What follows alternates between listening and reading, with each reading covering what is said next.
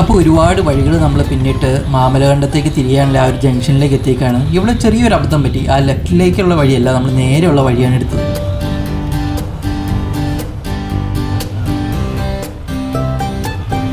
അപ്പോൾ അങ്ങനെ കുറച്ചും കൂടി ട്രാവൽ ചെയ്ത് നോക്കുമ്പോഴേക്കും നമുക്ക് നല്ല ബ്യൂട്ടിഫുൾ ആയിട്ടുള്ള ഒരു പുൽത്തകിടി കിട്ടി. അവിടെ തന്നെ ഒരു നല്ലൊരു പുഴയും ഉണ്ടായി. പക്ഷേ എത്രയൊക്കെ വന്നിട്ടും എനിക്ക് ഈ വഴിയിലൂടെ ഒരു വണ്ടി പോലും കാണാൻ പറ്റിയില്ല. എന്നാലും നമ്മൾ മുന്നോട്ടെടുത്ത് വെച്ച കാലം മുന്നോട്ട് എന്നുള്ള രീതിയിൽ പോവുകയാണ് കേട്ടോ.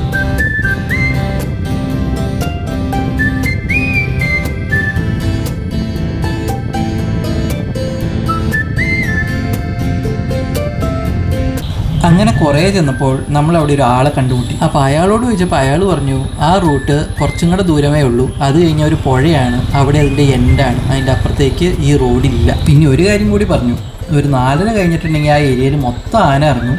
അതാ നമ്മൾ കണ്ടേ പുൽത്തകിടിയില്ല, അവിടെ ഒരു പുഴയുണ്ടെന്ന് പറഞ്ഞില്ല, ഒരു ചെറിയൊരു സ്ട്രീം. ആ സ്ട്രീമിൽ വെള്ളം കുടിക്കാനായിട്ടാണ് ഇവർ വന്നത്. ആ സ്ട്രീം തന്നെയാണ് നിങ്ങളിപ്പോൾ ഈ കാണുന്ന ഈ സ്ട്രീം. ഞാൻ പുള്ളിനെ കണ്ടത് ഒരു 3 മണി സമയത്താണ്. അതായത് കുറച്ചും കൂടി കഴിഞ്ഞായിരുന്നെങ്കിൽ ഞാൻ അവിടെ ട്രാപ്പായാണ്. ഇനി ചെറുതായിട്ട് ഈ റൂട്ടും ഈ റൂട്ടിൻ്റെ സ്പെഷ്യാലിറ്റിനെ കുറിച്ചൊന്ന് പറയാം. അപ്പോൾ സാധാരണ കൊച്ചിയിൽ നിന്ന് മൂന്നാറിലേക്ക് പോകുമ്പോൾ നമ്മൾ എടുക്കുന്നത് കൊച്ചി അടിമാലി മൂന്നാർ ഹൈവേ ആണ്. എന്നാൽ കോതമംഗലത്ത് നിന്ന് ഒരു ടേൺ എടുക്കുകയാണെങ്കിൽ നമുക്ക് മാമലകണ്ടം കൂടിയിട്ട് നമുക്ക് അടിമാലി എത്താൻ പറ്റും. പക്ഷേ ഇവിടെ നിന്ന് അങ്ങോട്ട് നല്ല പൊളിഞ്ഞെടുക്കുന്ന റോഡാണ്, അതായത് ഒരു ഓഫ് റോഡ് എക്സ്പീരിയൻസ്. പക്ഷേ കേരളത്തിൽ മൊത്തത്തിൽ എല്ലായിടത്തും തന്നെ റോഡ് പൊളിഞ്ഞു കിടക്കുന്നതായതുകൊണ്ട് തന്നെ നമ്മൾ സാധാരണ റോഡിൽ കൂടി പോകുന്ന മാതിരിയേ തോന്നുള്ളൂ. അപ്പോൾ ഈ വഴിയുടെ ഒരു ബ്യൂട്ടി എന്ന് പറഞ്ഞു കഴിഞ്ഞാൽ ചെറിയ ചെറിയ ഗ്രാമങ്ങളും അതുപോലെ തന്നെ നല്ല ഉൾക്കാടുകളും ഉൾക്കാടിന് സൈഡിൽ കൂടെ തന്നെയുള്ള കാട്ടരുവികളും ഒക്കെയുള്ള ഒരു ഏരിയ ആണിത്. അപ്പോൾ നിങ്ങൾക്കിപ്പോൾ ഈ കാണുന്ന പോലെ തന്നെ റോഡൊന്നും വലിയ കാര്യമായിട്ടുണ്ടാവില്ല. പിന്നെ ഈ വഴി പോകുമ്പോൾ ഉള്ളൊരു പ്രോബ്ലം എന്ന് പറഞ്ഞിട്ടുണ്ടെങ്കിൽ ഇതിൻ്റെ അകത്തൊരു പാലത്തിൻ്റെ പണി നടന്നുകൊണ്ടിരിക്കുകയാണ്. അപ്പോൾ പാലം പൊളിഞ്ഞു കിടക്കുകയാണ്. അപ്പോൾ അവിടെ നമുക്ക് സ്ട്രീം കയറി ഇറങ്ങി പോകേണ്ട വരും. അപ്പോൾ അതിലേക്കാണ് നമ്മളിപ്പോൾ എത്തിക്കൊണ്ടിരിക്കുന്നത്. അപ്പോൾ വെസ്റ്റേൺ ഗാർഡ്സിലെ ബയോഡൈവേഴ്സിറ്റി നല്ല ക്ലോസ് വ്യൂവിൽ വാച്ച് ചെയ്യാൻ പറ്റിയ ഒരു ഏരിയ ആണിത്. ഒരു ഡിഫറെൻറ്റ് എക്സ്പീരിയൻസ് തന്നെയാണ്. മെയിനായിട്ട് പറയുകയാണെങ്കിൽ ആനകളും പിന്നെ എക്സോട്ടിക് ബേർഡ്സും. ഈ റൂട്ട് ശരിക്കും പറഞ്ഞാൽ ഈ അടുത്തൊന്നും ഉണ്ടാക്കിയതല്ല, പണ്ട് കാലത്ത് ബ്രിട്ടീഷുകാരുടെ കാലത്ത് മുതലുള്ളൊരു ഫോറസ്റ്റ് റൂട്ടാണിത്. അതുകൊണ്ടാണ് ഇതിനെ ഓൾഡ് മൂന്നാർ റോഡെന്ന് വിളിക്കുന്നത്. പിന്നെ ഇതാണ് നമ്മുടെ പണി നടന്നുകൊണ്ടിരിക്കുന്ന പാലം, പൊളിഞ്ഞു കിടക്കുന്ന പാലം. അപ്പോൾ ഈ സ്ട്രീം ഇറങ്ങി കയറി പോകേണ്ട വരും. അപ്പോൾ മഴക്കാലത്തൊക്കെ ആണെങ്കിൽ ഈ സ്ട്രീം മൊത്തമായിട്ട് ഫില്ലായിട്ട് ഒഴുകുമായിരിക്കും. അതുകൊണ്ട് തന്നെ ഇവിടെ ട്രാപ്പായി പോകാനുള്ളൊരു സാധ്യതകളുണ്ട്. പിന്നെ റോഡിലൂടെ ഇടയ്ക്കിടയ്ക്ക് ചപ്പാത്തുകളൊക്കെ കാണുന്നുണ്ട്. അത് ഒരുപാട് മഴ പെയ്യുമ്പോൾ മഴവെള്ളം പോകാനുള്ളൊരു ചാൻസസാണ്. പിന്നെ ഈ റൂട്ടിലുള്ള കുട്ടമ്പുഴ, ആനക്കുളം, മാങ്കുളം എന്നീ ഏരിയാസൊക്കെ ശരിക്കും പറഞ്ഞ ഒരു ട്രൈബൽ ഏരിയാസാണ്. അഡ്വഞ്ചർ ട്രിപ്സിനും ഓഫ് റോഡ് ട്രിപ്സിനും പിന്നെ ഫോട്ടോഗ്രാഫിക്കും ഒക്കെ പറ്റിയ ഏരിയ.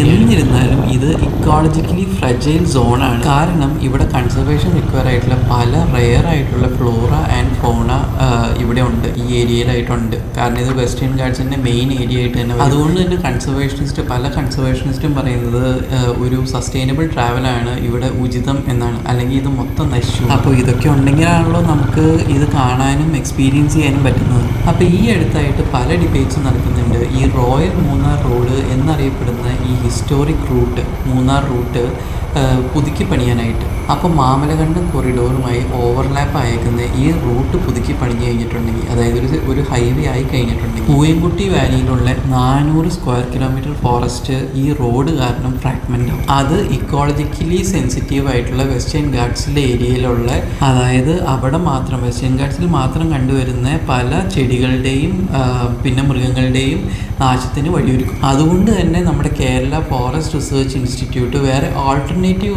റൂട്ട്സിനായിട്ടുള്ള റെക്കമെൻഡേഷൻ കൊടുത്തിട്ടുണ്ട്. അത് പക്ഷേ ഈ ഡെൻസ് ഫോറസ്റ്റുകൾ അവോയ്ഡ് ചെയ്തുകൊണ്ടാണ് ഈ ഒരു പ്ലാൻ കൊടുത്തേക്കുന്നത്. അതിൻ്റെ അകത്ത് ഒരു പ്ലാൻ കുട്ടമ്പുഴ, മാമലകണ്ടം, ആനക്കുളം, മാങ്കുളം വഴിയാണ്. ഇതൊക്കെ ആൾതാമസമുള്ള ട്രൈബൽ ഏരിയാസ്. ആ പ്ലാൻ കൊണ്ട് 2 ഗുണങ്ങളുണ്ട്. ഒന്ന്, ട്രൈബൽ ഏരിയാസിൽ റോഡ് കൺസ്ട്രക്ഷൻ നടക്കും, അപ്പോൾ അവർക്ക് ട്രാൻസ്പോർട്ടേഷൻ എളുപ്പമാവും. 2, ഈ ഇക്കോളജിക്കലി സെൻസിറ്റീവ് ആയിട്ടുള്ള ഈ ഏരിയ ഒഴിവായി കിട്ടും. അപ്പോൾ മഴക്കാലത്ത് നിങ്ങൾക്ക് ട്രാവൽ ചെയ്യാൻ പറ്റിയൊരു റൂട്ടല്ല ഇത്. കാരണം ഇവിടെ ഒരുപാട് ചപ്പാത്തുകളും കാര്യങ്ങളും ഉണ്ട്. അപ്പോൾ മഴവെള്ളം നിറഞ്ഞു കഴിഞ്ഞിട്ടുണ്ടെങ്കിൽ ഇവിടെ പല ഏരിയാസിലായിട്ട് നിങ്ങൾ പെട്ടുപോകാനുള്ള സാധ്യതയുണ്ട്.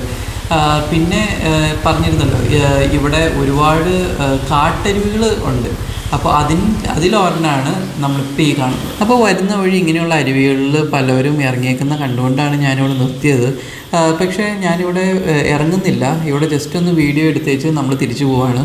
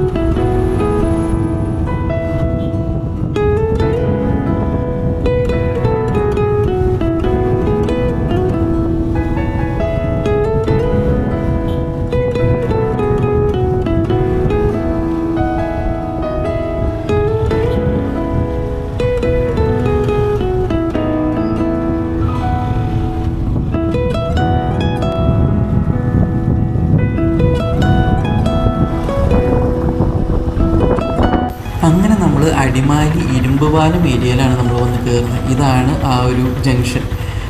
പിന്നെ തിരിച്ചു പോണ വഴിക്ക് ഒരു അപ്രതീക്ഷിതമായ ഒരു മഴ കിട്ടി, അതും നല്ല ഹെവി റെയിൻ. ഇതൊരു മഴക്കാലത്തല്ല ഈ ട്രിപ്പ് പോയത്, പക്ഷേ ഇത് ഒരു വളരെ അപ്രതീക്ഷിതമായ മഴയായിരുന്നു. എന്നാലും ഇത് ശരിക്കും ഞാൻ എൻജോയ് ചെയ്തു. ഫുള്ള് നനഞ്ഞ് കുതിർന്നാണ് ഈ അടിമാലി തൊട്ട് കോതമംഗലം വരെ നമ്മൾ ഡ്രൈവ് ചെയ്തു. അതും ഒരു 20-30 കിലോമീറ്റർ, അതിൽ കൂടുതൽ സ്പീഡ് എടുക്കാനേ പറ്റത്തില്ല. അത്ര ഹെവി മഴയായിരുന്നു, കണ്ണുപോലും കാണാൻ പറ്റാത്ത രീതിയിലുള്ള മഴയായിരുന്നു.